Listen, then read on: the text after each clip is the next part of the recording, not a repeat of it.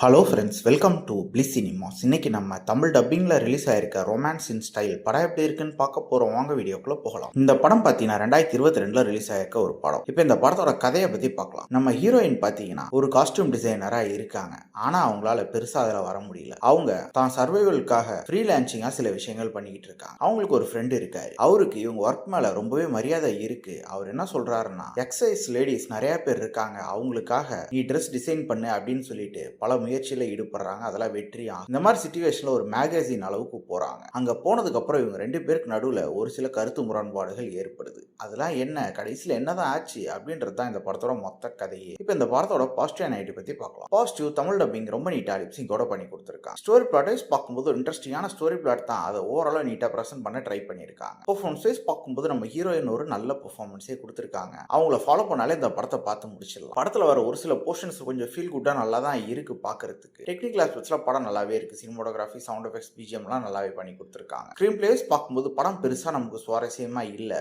ஓரளவு ஓகேவா தான் போகுது. ஒரு சில சீன்ஸா நல்லா இருக்கே தவிர ஓவராலா படமா பார்க்கும்போது பல சீன்ஸ் ப்ரெடிக்டபிளாகவும் லேகிங்காகவும் இருக்க தான் செய்யுது. ஓவராலா பார்த்தீங்கன்னா இது ஒரு பிளேவரேஜான படம் தான். வேணும்னா ட்ரை பண்ணி பாருங்க. இன்னொரு வீடியோல சுத்திக்கலாம். தேங்க்யூ.